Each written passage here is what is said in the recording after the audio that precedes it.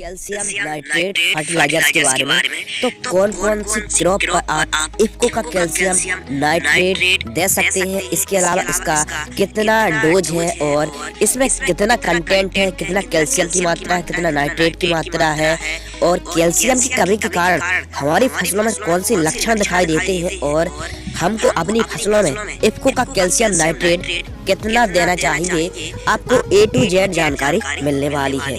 तो इस वीडियो को आप अभी लाइक कर दीजिए और सब्सक्राइब जरूर कर लीजिए, क्योंकि आपके एक लाइक से हम नई वीडियो बनाने के लिए मोटिवेट होते हैं। तो चलिए स्टार्ट करते हैं। देखिए, वीडियो पर आपको अच्छा नॉलेज मिलेगा और मैं डिटेल से विस्तार से समझाऊंगा। जो इफ्को का कैल्शियम नाइट्रेट आता है, नाम से ही सुनने में आ रहा है कैल्शियम और नाइट्रेट, यानी कैल्शियम की मात्रा भी है और नाइट्रोजन की मात्रा है। तो जो इफ्को का कैल्शियम नाइट्रेट आता है यह 100% घुलनशील है पानी पर। इसको आप ड्रिप पर भी दे सकते हैं, बुआई के समय भी दे सकते हैं, स्प्रे भी कर सकते हैं, लेकिन ज्यादा बेस्ट होगा कि इसको आपको जड़ों के पास देना है। अब आप मैटर नहीं करता कि आप सिंपल तरीके से दे रहे हैं या फिर ड्रिप इरिगेशन की सहायता से दे रहे हैं। अब जान लेते हैं जो इफ्को का कैल्शियम नाइट्रेट है, इसमें दो कॉम्बिनेशन है। एक तो इसमें नाइट्रोजन की मात्रा है 15.5% प्लस कैल्शियम की इसमें क्वांटिटी है 18.5%। अब बात आती है जो 20 kg का पैक आता है, इसमें मात्रा है नाइट्रोजन की 15.5% और कैल्शियम की मात्रा है इसमें 18.5% का एक कॉम्बिनेशन है। और जानते हैं कैल्शियम का हमारी फसलों में क्या महत्व है। कैल्शियम फसल उत्पादन के लिए महत्वपूर्ण द्वितीयक पोषक तत्वों में से एक है और यह है फसलों के फलों की रंग चमक और फसलों की गुणवत्ता सुधार करने में यह भूमिका निभाता है। मिट्टी की संरचना और कीटों में बीमारियों से सुरक्षा प्रदान करता है, जैसे अधिक ठंड अधिक गर्मी पौधे की गुणवत्ता बनाए रखता है, रोगों से लड़ने की ताकत देता है और जड़ों द्वारा पोषक तत्व ग्रहण करने की भी ताकत देता है और क्षमता प्रदान करता है।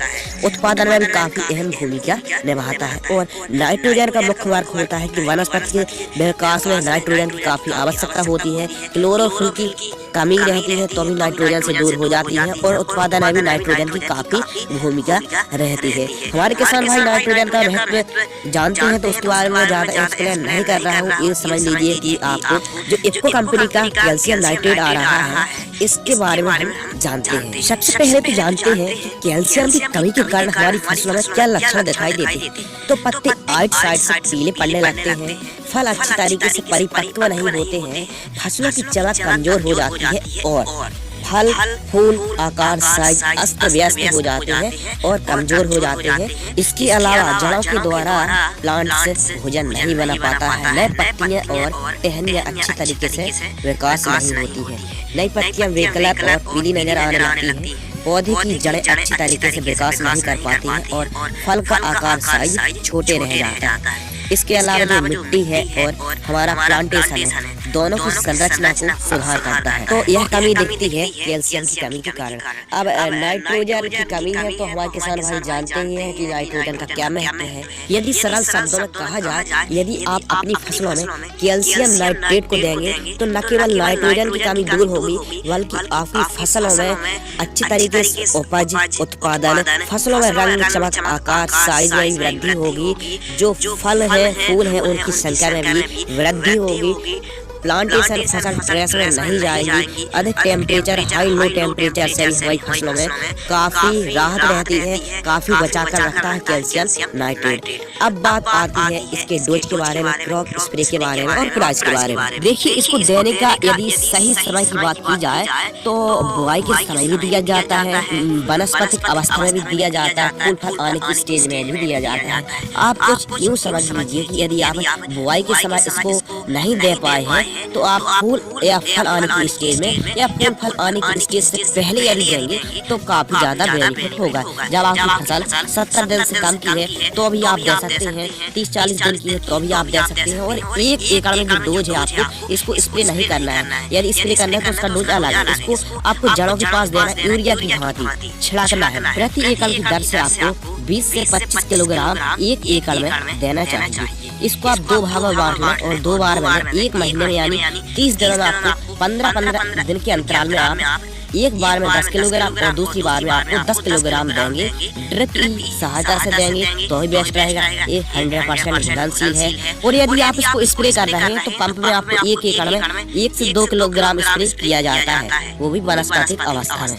अब बात आती है इसको कौन कौन सी क्रॉप पर आप स्प्रे कर सकते हैं या फिर इस खाद को दे सकते हैं। और मेरी तो पोल है, आप इसको जड़ों के पास ही दें। 1 एकड़ में पहले आप 10 किलोग्राम दें, 15 दिनों के बाद आप फिर 10 किलोग्राम दें ड्रिप की सहायता से। और यदि आप इसको यूरिया मिक्स करके भी दे सकते हैं, यानी छिड़क सकते हैं। यदि आप ड्रिप इरिगेशन से दे रहे हैं तो सबसे बेस्ट है कि आप टैंक पर 4 घंटे पहले इसको घोल दीजिए। यह 100% घुल जाता है। और इसका जो प्राइस है 20 kg का पैक 1000 रुपये के समथिंग आता है। इसको आप गन्ना, मक्का, गेहूँ, धान, गेहूँ, प्याज, लहसुन, टमाटर, बैगन, कपास, अरहर के अलावा आप मक्का, मिर्च, आलू और सब्जियों पर इसको दे सकते हैं। तो याद रखना है आपको 1 एकड़ पर 20 kg दिया जाना चाहिए 2 भागों पर। इसको आप सही अवस्था में बता ही दिया है कि आप हो सके तो फल आने के बाद मत दीजिए, फल आने से पहले आप इसको दे दीजिए। तो आज की वीडियो में आपको बताया इफ्को कंपनी का जो कैल्शियम नाइट्रेट आता है